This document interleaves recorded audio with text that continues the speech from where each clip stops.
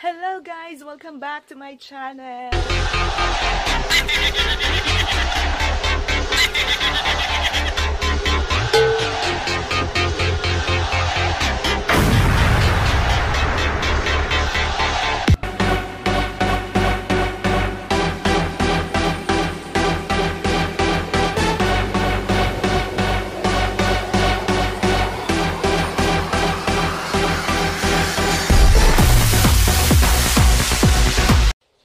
Almost 1 month po tayong hindi nakapag-upload ng videos natin dahil masyado pong busy ang ating lingkod.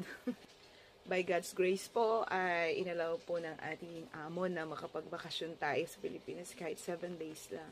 Actually 5 days lang na stay po sa Pilipinas din because 2 days travel talaga ang magagamit sa bakasyon na ito. But praise the Lord kasi masaya, nakasama natin ng medyo kahit konting araw din pala yung ating asawa at anak at mga kasama at mga close friends kasama sa church po. So it's a big blessing na kahit papano malayo tayo sa loob ng 2 taong kontrata ay kahit papano ay masilip natin makasama, makapiling ang pamilya kahit na napakadaling oras.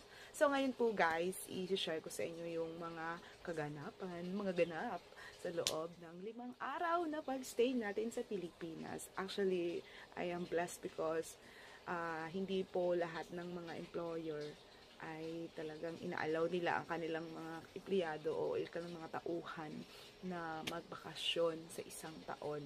So, usually, after contract na po mangyayari yon. Sobrang saya ko guys kasi yung bakasyon ko na to hindi po ito alam ng asawa ko at ng anak ko.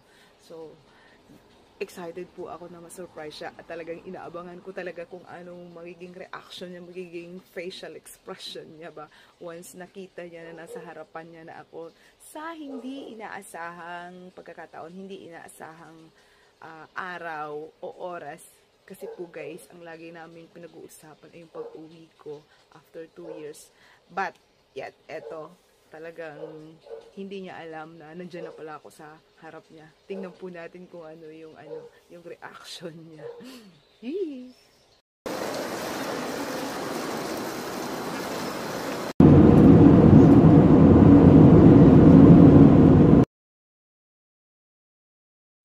A few moments later, we'll sing happy birthday to Pastor Rick. happy birthday to you. Happy birthday to you.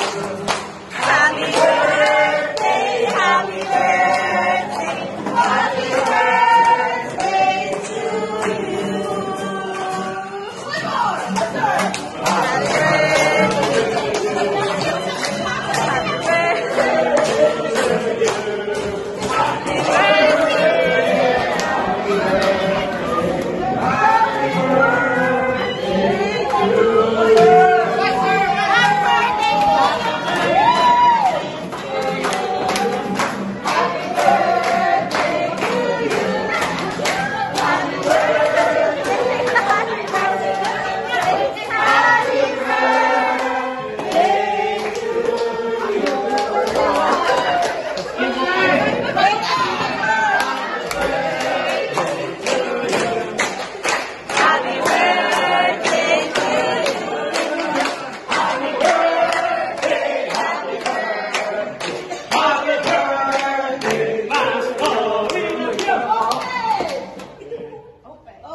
Open the eyes. Mr. Lord, open. Open the eyes. Thank you, Lord. Hallelujah!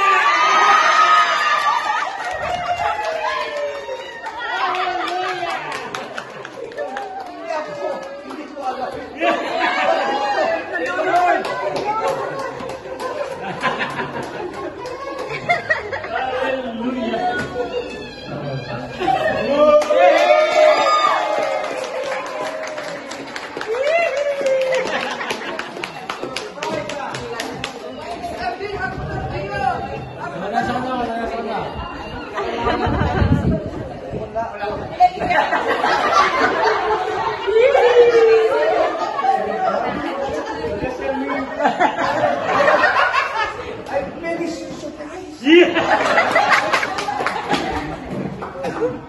Ano na? Mapay. Give them a